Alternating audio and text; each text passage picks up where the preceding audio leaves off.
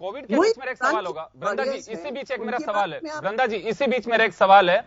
मेरा एक सवाल है, कोविड 19 की आपने जो बात की है अभी, जन आंदोलन पे इसका किस तरह से असर देखा जाएगा? सॉरी, फिर से कोविड 19 पर जन आंदोलनों पर किस तरह का असर देखा जाएगा? जो हम लोग आंदोलन करते हैं, आप लोग आंदोलन का एक बड़ा, मैं कह सकता हूं कि एक प्लेटफॉर्म में, उस पर कोई असर पड़ेगा कोविड 19 का?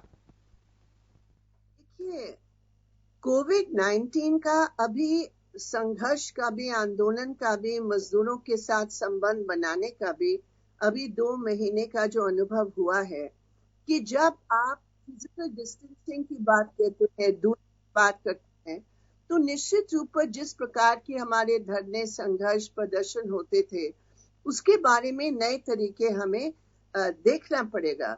लेकिन जो संख्या है मजदूरों की उसमें शामिल होने की, इस लॉकडाउन के आधार पर भी, हालांकि मीडिया में वो नहीं आया, मीडिया में सिर्फ वो थाली पीटने वाले जेस्चर का वो आया, लेकिन आप जिक्र पूरे करना चाह रही हैं देश कि भर हम में वंदे भारत 3 या 4 वंदे मौके भारत पर वंदे लाखों भारत मिशन को मजदूरों दिखाया ने जा रहा है, रोड पे चलने वालों को नहीं दिखाया जा रहा है खड़े होकर शामिल हुए।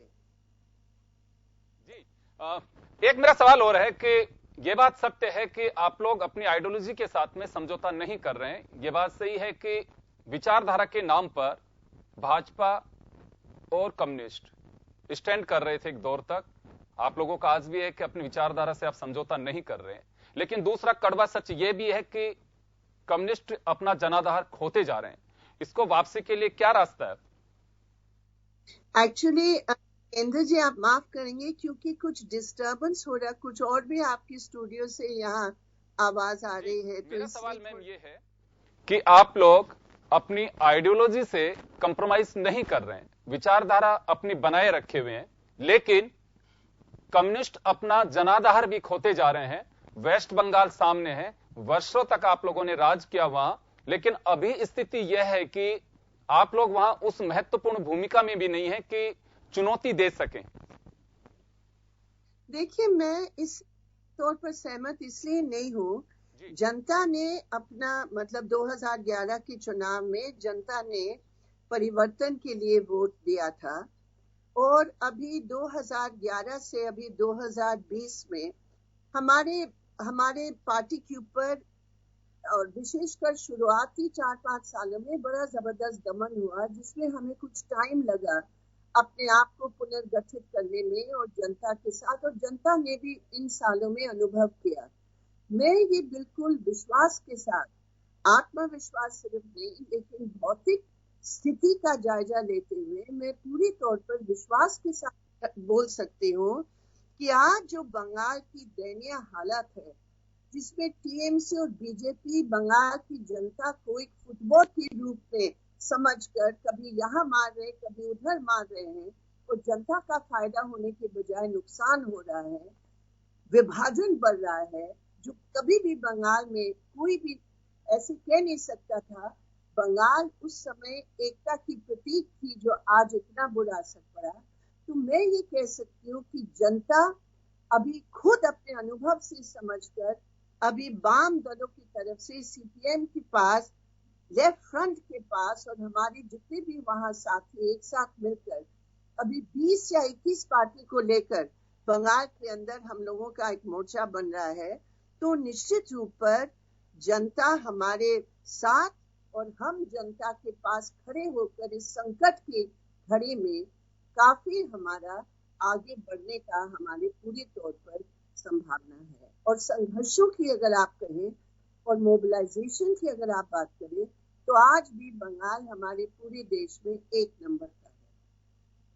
जी, 75 में जो जन आंदोलन हुए समाजवाद को लेकर के और इंदिरा गांधी का विरोध हुआ, आज नरेंद्र मोदी जी का विरोध तमाम गैर भाजपाई या गैर एनडीए के दल हैं लगातार कर रहे हैं, लेकिन दलों में बिखराव है। और जम्मू एंड कश्मीर और महाराष्ट्र के बाद तो ये तय भी हो चुका है कि कोई किसी का भी दोस्त बन सकता है, इसमें कोई अतिशयोक्ति नहीं है। जब शिवसेना और कांग्रेस एक साथ एक जाजम पे बैठ सकती हैं तो कोई भी बैठ सकता है। भाजपा से लड़ने के लिए आप किसको नजदीक मान करके चलते हैं? कांग्रेस को या दूसरे दलों को, या फिर यह कहें कि सीपीएम अकेले ही अपना संघर्ष करेगी?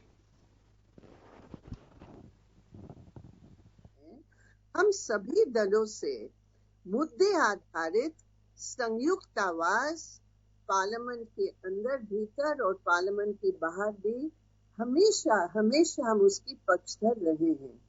हर पार्टी की अपनी रणनीति होती है, अपनी कार्यनीति होती है, तो निश्चित रूप पर वो सारे कुछ को देखकर, क्योंकि हमारे देश में अलग अलग प्रदेशों की जो राजनीतिक समीकरण है वो विभिन्न छवि के हैं, और इसीलिए उसको देखते हुए हमारी पार्टी का एकमात्र लक्ष्य है कि जनता के हितों को हम कैसे इस हमले के, जो चौतरफा हमला है, एक तरफ संविधान पर हमला है, आर्थिक नीतियों का हमला है, और सबसे खतरनाक बात है आरएसएस बीजेपी के एजेंडा को लेकर इसी लॉकडाउन के अंदर भी दुनिया ने देखा किस तरह धर्म का दुरुपयोग करके विशेष कम्युनिटी को टारगेट किया गया। तो इसलिए लेफ्ट, हमारी पार्टी और हमारी पार्टी ने लेफ्ट पार्टी सब मिलकर आज भी इस तमाम स्थिति को लेकर जो सरकार की गलत नीतियां, उसके आधार पर भी आज भी हमारा विरोध चल रहा है इसी वक्त हमारे पार्टी के हेडक्वार्टर्स में। मेरे एक अंतिम सवाल है वृंदा जी आपसे। पाठ्यक्रम को लेकर के पिछले कुछ वर्षों से आइडियोलॉजिकल इफेक्ट दिखने लगा है कि अगर सरकार बदल गई तो ये चीजें बदल देनी चाहिए। आप भी जब अर्जुन सिंह जी एचआरडी मिनिस्टर थे, आप गठबंधन में थे सरकार में, एक कमेटी बनी थी, आप उसकी सदस्य भी थी, मैं दूसरे किसी चैनल में मैंने आपको उस वक्त कवर भी किया था। तो इतिहास पे भरोसा नहीं है, या फिर ये मान के चले कि अपने तरीके से इतिहास लिखा गया या पाठ्यक्रम तय किए गए? बदलाव की आवश्यकता क्यों? समय के साथ बदलाव होना चाहिए, लेकिन विचारधारा को उसमें लागू किया जाए या उस पर थोपा जाए तो मुझे लगता है कि यह कैसे बर्दाश्त किया जाएगा? देखिए, इस समय विचारधारा की ही लड़ाई दुनिया में चल रही है, और भारतीय जनता पार्टी और आरएसएस की विचारधारा के आधार पर उनकी तमाम नीतियां तय हो रही हैं।